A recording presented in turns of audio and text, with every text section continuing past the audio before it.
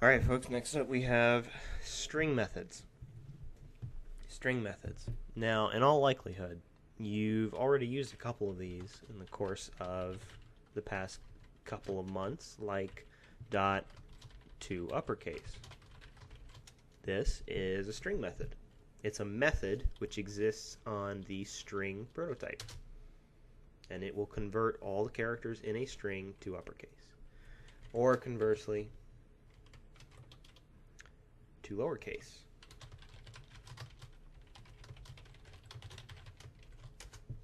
Converts all of the characters in a string to lowercase. So how about Evan dot to uppercase dot to lowercase? What is that going to give us? Same thing. This, don't forget to break up these expressions into their smallest possible parts when you analyze a statement like this. This expression gives you Evan in all caps. Evan in all caps dot to lowercase gives you lowercase Evan. Okay, we can string together these methods, no pun intended. So that's to uppercase and to lowercase. In addition, there are some very useful methods like character at. For example, dot character at, char at, followed by a number. That returns the character at that index. That number is the index at which you will find the W. So Evan Winston dot character at 5 returns W. Character at 8 returns S. Pretty straightforward. In addition, there is index of.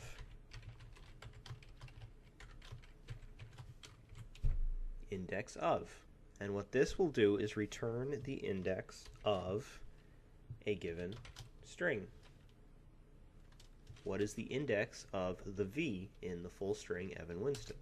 It's at an index of 1. Or what's the index of Evan in the character, the full string Evan Winston? What's the index of Evan in the full string Evan Winston? 0. What's the index of Winston in the full string Evan Winston? 5.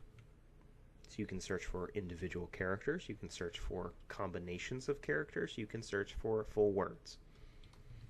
Or where is the space? It's at the 4th index. Also fairly straightforward. Follow-up question which I hope some of you asked yourselves, is what gets returned if the argument in parentheses does not exist in the string? For example, if I simply take the string Evan and run index of W, is there a W in the string Evan? No, there is not. So what is going to return? Judging by what has returned in the past, index of wants to return a number.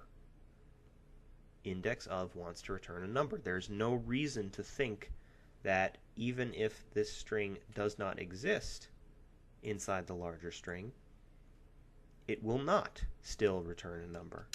And that's exactly what it does. If the character or string cannot be found in the larger string, it will return -1. It will return -1. Think about how you can use that. Think about it in an if condition.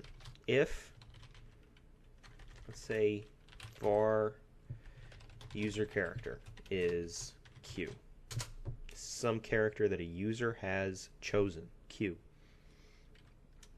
and we have a condition inside an if statement. If the index of the user character in string Evan is greater than -1, what does that mean?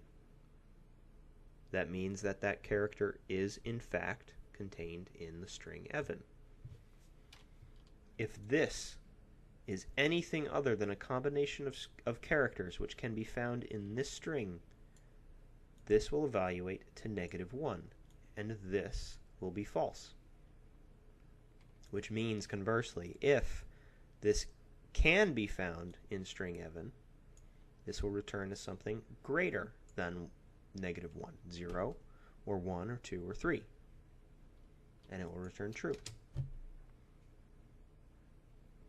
Okay, if I change user character to A, pardon me, A is a string, and run that same line of code again, it returns true. This is very, very applicable logic that we can use. More importantly, this same index of method works for arrays.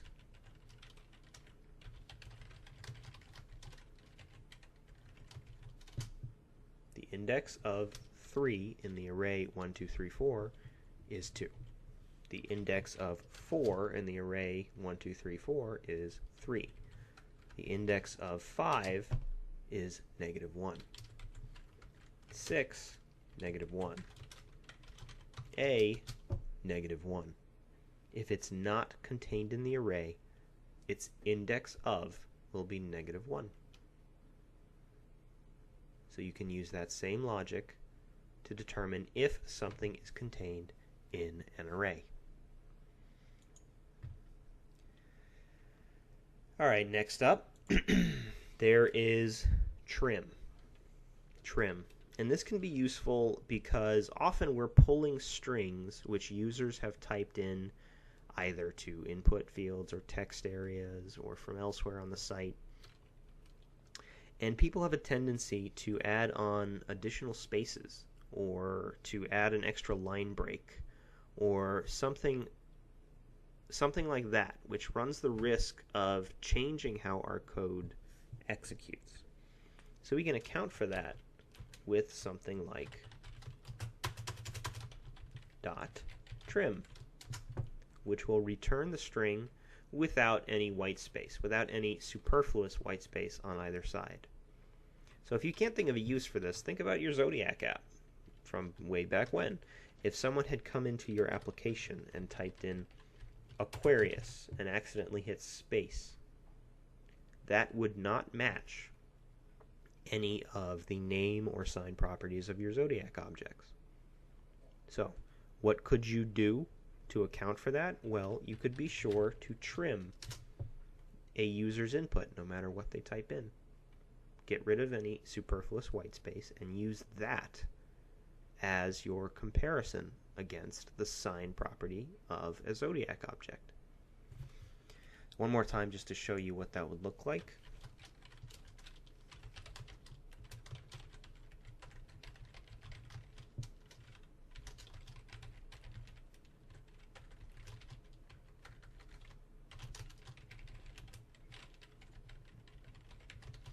Okay, there's our one Zodiac object, typo. And in my index, I'm going to create an input element.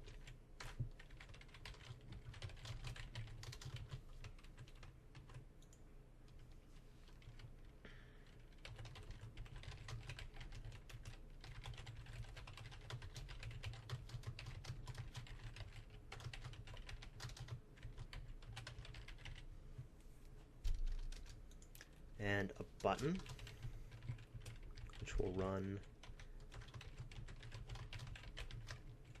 a check input function.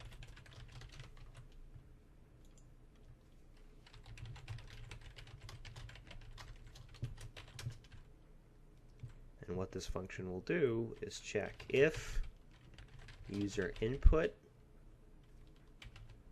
dot trim, and we could even keep it dot to lowercase to make sure it's not case sensitive, equals equals, I have to store this one in the variable,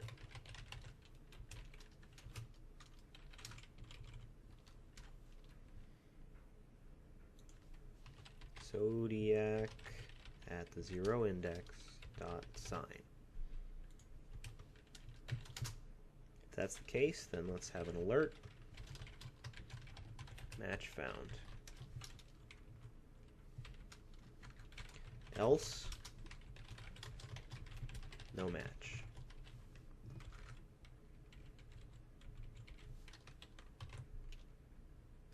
Okay.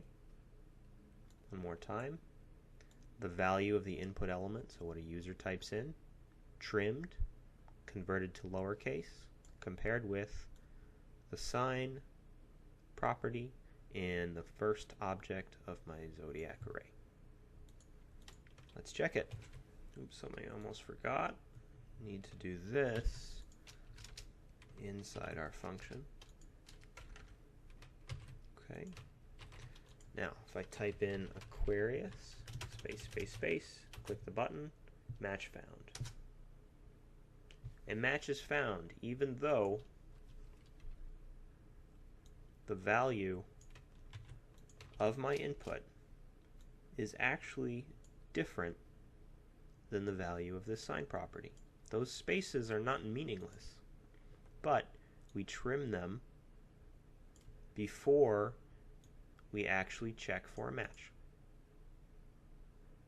Okay, so that's dot trim. It's very, very useful for scenarios in which you are dealing with user input of any kind. Finally, we're almost to the end. There's dot replace. Dot replace. Okay. Now, if I use dot replace, it's going to expect 2 arguments. First, I tell it what to replace. Then I tell it what to replace it with. And it will literally replace that character or those characters in the larger string with something entirely different. The only thing to watch out with when using replace is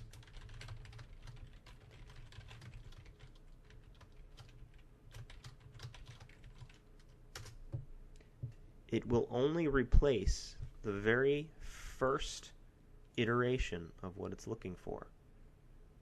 Notice it replaced the N in Evan, but not either of the N's in Winston. That's important. If you're expecting dot replace to replace every iteration of E, every iteration of Evan, every iteration of N, it's not going to do it. Replace will only replace the very first one it encounters. So it can be very useful for replacing a whole word, for example, or replacing a whole name, or something along those lines. But if you are trying to use it to replace every time that you run into an N, or every time you see color spelled C-O-L-O-U-R in the British fashion, if you're trying to replace every iteration of color with the American C-O-L-O-R on your page, dot replace is not going to do it. It's only going to happen once. Okay? So the next question is, what do you do if you do need to replace all of the iterations of a letter or a word? Well, that brings us to our final 2 string methods. First one is split. If I run evan.split, it takes the string Evan and puts it inside an array. This is now an array with 1 item. Just to drive that point home, evan.split followed by .length returns 1. Okay, that's an array which contains 1 string, 1 item. On the other hand, if I run evan.split with an empty string inside those parentheses, an empty string as an argument, it will separate every letter of my string, my original string, into items in an array. So Evan split with an empty string as an argument, .length, is now an array of 4 items, 4 strings. Okay? Let's try Evan dot split VA. What happens if I split Evan where there is a VA? Well, then we get an array with only 2 items. We get everything around the V and the A. It looks for a V and an A right next to each other, cuts it out, and splits it. Everything on either side is going to be an array from that point forward. Okay, how about Evan Winston dot split wherever there's an N? Does the same thing. Everywhere, every place it finds an N, it splits into multiple strings and puts them in an array. We now have no more N's. We have EVA, space WI, STO, and finally an empty string at the end there. Okay, so split can be useful for breaking up a string. Think about how you might break up a full sentence. From a string into a nicely formatted array. Split it wherever there's a space. So that's really useful. That's very helpful. Now, its counterpart, join, is going to be pretty similar, only in reverse. If I run .join on this array, we get this is a full sentence, but it hasn't really joined them the way we'd want. It has actually included the commas separating each item in the array into the final string. It's not really what we want, is it? If I execute it with an empty string inside those parentheses, it just smushes them all together like it's concatenating each item in that array.